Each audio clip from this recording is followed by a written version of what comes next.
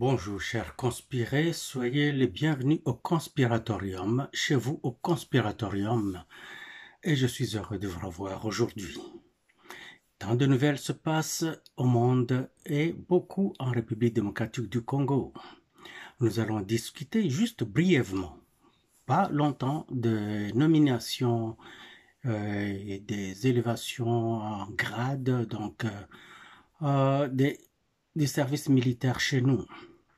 Et je ne veux pas passer par soldat à soldat, je vais juste parler en général. Vous savez, il est de philosophie générale que quand un pays est en guerre, on ne change pas de général. Quand on est au front, on ne critique pas le soldat. Le premier soldat du pays, c'est le président qui est le commandant en chef des forces armées. Et il a tous ses subalternes qui sont les chefs d'état général des forces armées et sa gang.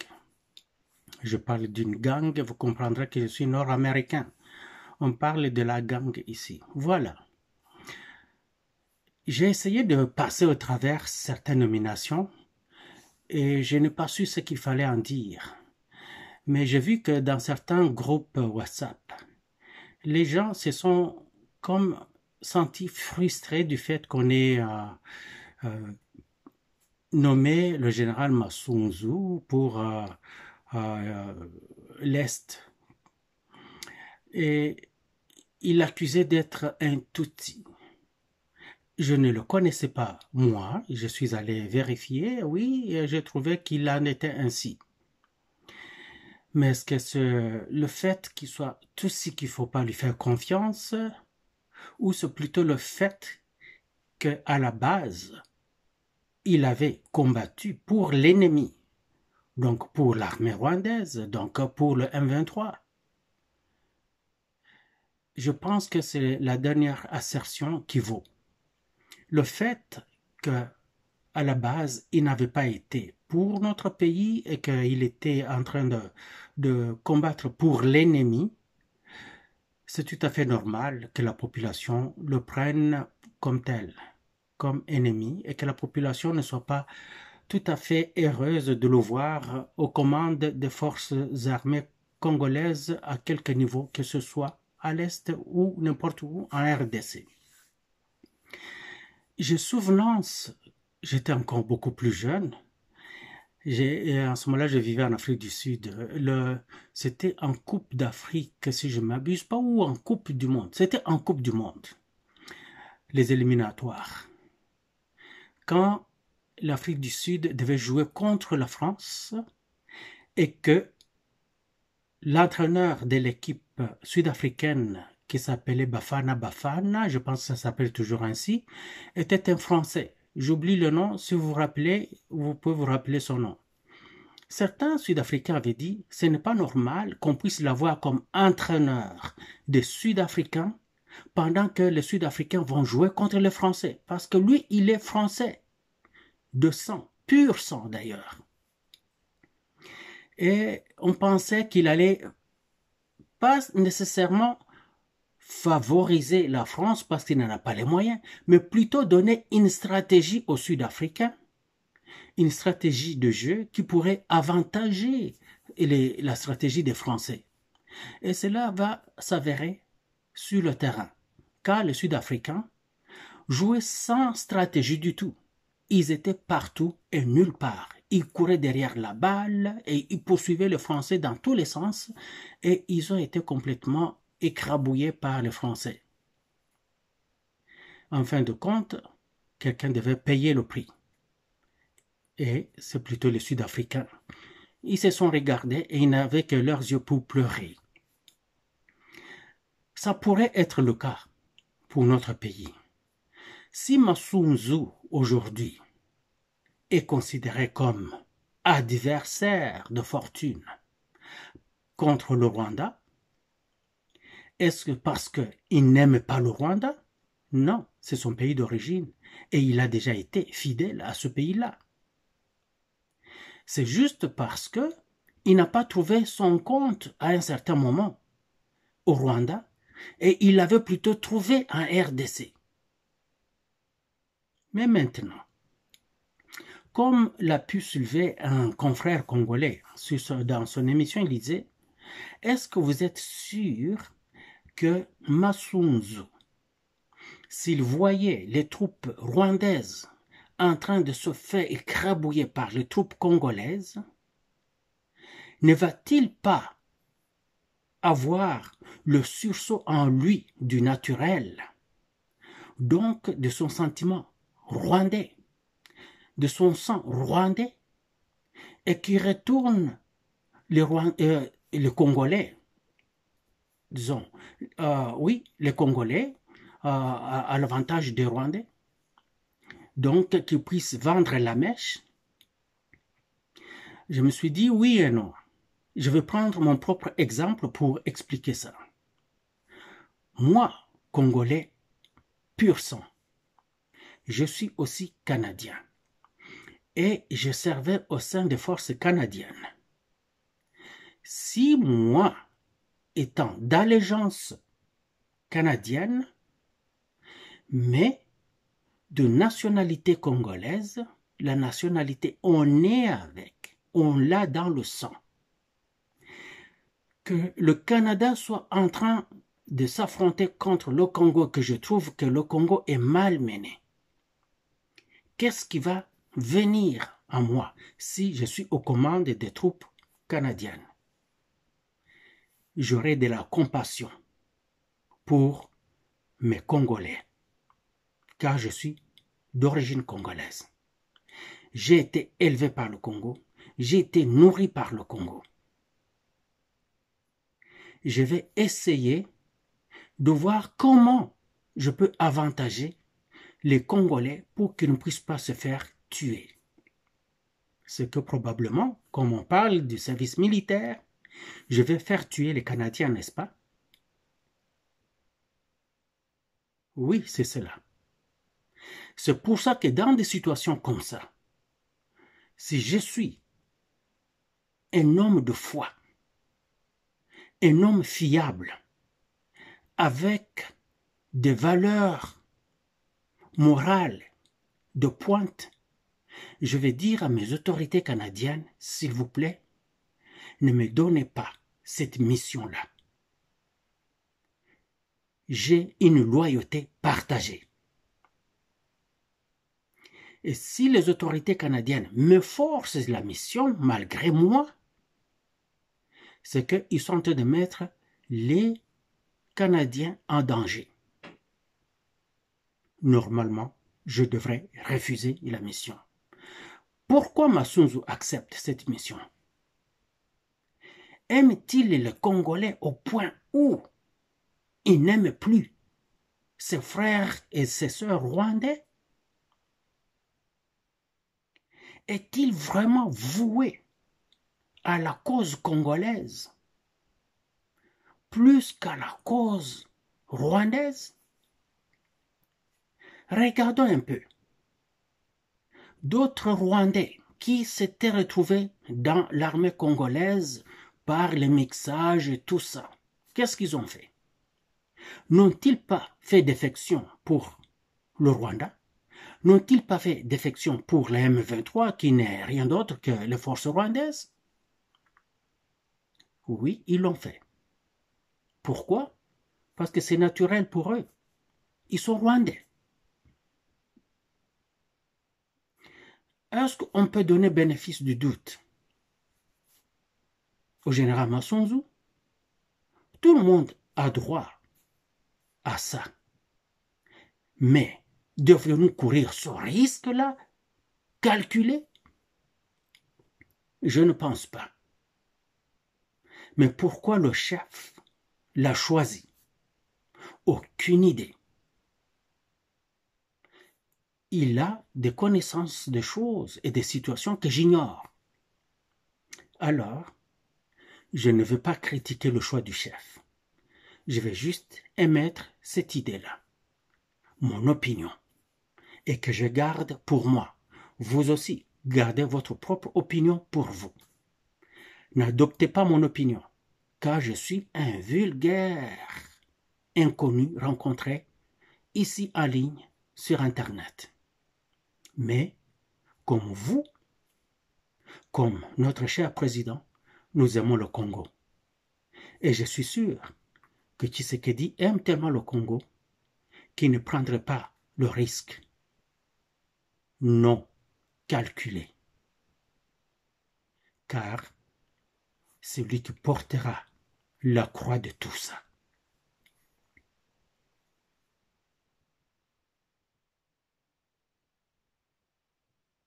Quand les Américains ont attaqué l'Irak à la Deuxième Guerre, quand ils ont attrapé Saddam Hussein à la fin de cette guerre-là, vous vous rappelez? Au sein des forces américaines, il y avait des Irakiens précédemment recrutés dans les armées américaines. Et ils étaient parmi les forces américaines à l'invasion. Mais on leur a jamais donné le commandement. Aucunement. Ils étaient au niveau subalterne, loin. Et on les a même utilisés seulement pour des tâches administratives et communicationnelles comme la traduction. C'est tout. C'est seulement après les opérations qu'on les a fait passer en avant afin que les Irakiens puissent s'identifier à eux et comprendre que c'était pour leur bien que les opérations étaient menées. Ça n'a pas été long pour que les Irakiens se rendent compte qu'ils s'étaient fait prendre au piège. Je les lance juste comme ça. C'est que moi, perso, je prends tout avec un grain de sel. Maintenant, je reviens à la première question. Change-t-on de général en pleine guerre? Normalement, la philosophie veut que non. Cependant, quand on les fait, il y a deux raisons pour cela. Le général est mort, il faut absolument le remplacer. Et souvent, il se fait remplacer tout naturellement au combat par son subalterne. Car un soldat qui meurt, l'autre prend sa place automatiquement, naturellement. Nous sommes formés pour ça. S'il n'est pas mort au combat, c'est que on trouve qu'il a perdu le combat ou la guerre et qu'il n'est pas bon au combat. Là, on le sort de là. Et la dernière assertion est que on l'a changé parce qu'il avait une mission avant le combat et que maintenant on veut passer au stade de combat. On le remplace. On met un général qui va mener cette bataille. Donc la première assertion de dire que le général est mort au combat, on l'oublie. On prend ce soit, il est en train de perdre la guerre, il faut le sortir de là pour mettre quelqu'un qui sait ce qu'il fait, ou seulement il n'était pas encore au combat, il était en train de mener les opérations de déploiement. Ces opérations de déploiement sont terminées et maintenant on va passer à l'offensive. On envoie un général qui va mener les opérations offensives. Est-ce que c'est le cas, le dernier? Est-ce que maintenant, la RDC va lancer les opérations offensives contre le Rwanda? Parce que jusque-là, on cherchait à contenir les opérations rwandaises chez nous, donc les attaques rwandaises, ou seulement à les maintenir sur leur position pour qu'ils n'avancent pas, et que maintenant on est résolu. On passe à la vitesse supérieure. Est-ce que c'est cela? Donc, la RDC va maintenant en mode guerre. Et si c'est la guerre, ce n'est pas en RDC que ça se passe, mais nous franchissons la frontière. Si c'est cela, alors ça dit tout. Mais la question du général Masunzu demeure. Si vous avez une réponse, j'ai besoin de la connaître. Moi, je ne l'ai pas. Voyons voir ce que fera Masunzu. Et on saura exactement pour quelles raisons le chef, le commandant en chef, l'a mis là-bas. Dernièrement, on parlait d'avancée fulgurante des M23. Ça se disait sur des chaînes européennes. Et j'ai vu des Congolais qui répétaient ce mantra-là. Je ne voyais pas le gouvernement congolais s'investir dans les médias. Aujourd'hui, il y a deux façons de faire la guerre et les deux se complètent. Il y a l'offensive par les moyens technologiques, comme le dit Vladimir Poutine, que la guerre d'aujourd'hui, c'est la guerre des mathématiciens. C'est la guerre des technologies seulement. Ajustement, calcul, lancement, contre-attaque. C'est seulement ça. Et aussi les médias. Car avant que les Américains n'ouvrent ce front en Ukraine, ils avaient d'abord commencé par interdire tous les médias qui n'étaient pas occidentaux. Ils ont fermé toutes les chaînes de télévision et de radio étrangères, en l'occurrence des pays qui se veulent ennemis d'eux. En tête, la Russie, l'Iran et les autres pays que vous pouvez imaginer. Ils ont tout fermé, tout, alors comme ça, sec. Et ils ont commencé à bombarder la propagande. Il n'y avait plus un seul média pour le contredire, pour donner une version contraire. Et les populations occidentales ont été gonflées à bloc de propagande.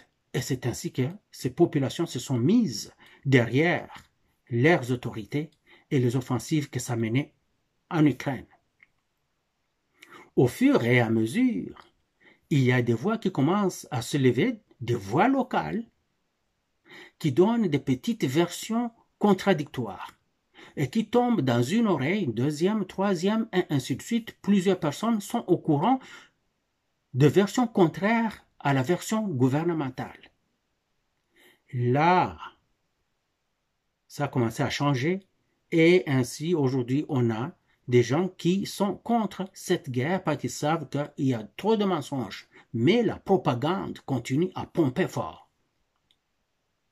La RDC n'investit aucunement dans la propagande, n'investit aucunement dans le message. On a un ministre de la communication qui ne fait pas son travail. Je ne le dirai pas tant. Je ne manquerai pas de le dire chaque fois. Remplacez-le, mettez Lambert Mende. Lambert Mende. Vous avez changé de généraux changez la communication, mettez Lambert Mende.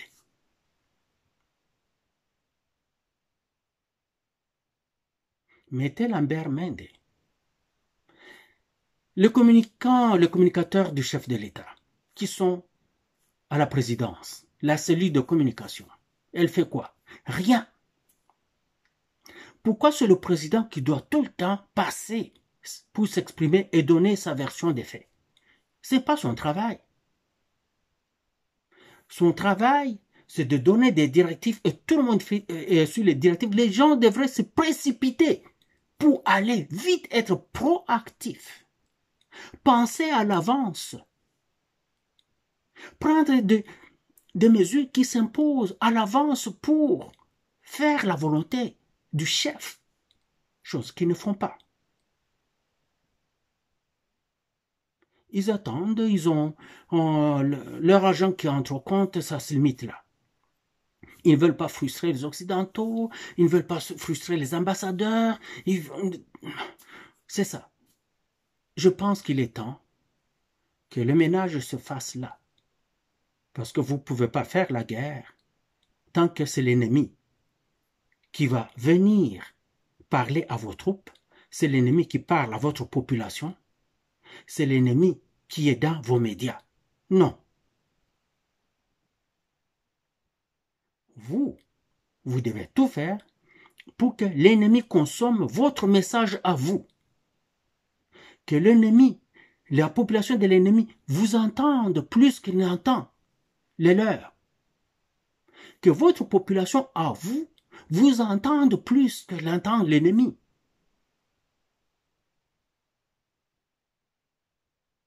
Aussi, en période de guerre, on ne fait pas de concessions. On est intraitable. Que ce soit le soldat et le peuple aiment voir un dirigeant fort. Le voit comme le voit dans Bongo. Je ne dis pas qu'il ne doit pas parler, mais il ne doit pas ouvrir sa bouche pour détruire le pays. Ni quiconque d'autre. On ne doit pas permettre cela. Le pays est en péril, le pays est en danger. Nos ennemis ont compris qu'ils doivent passer à une vitesse supérieure. Nous le devrions, nous aussi. Car in war, everything goes. En guerre, tout se permet. Vive le Ouazalendo, vive le FARDC et vive le président Tshisekedi. Au prochain. Au revoir.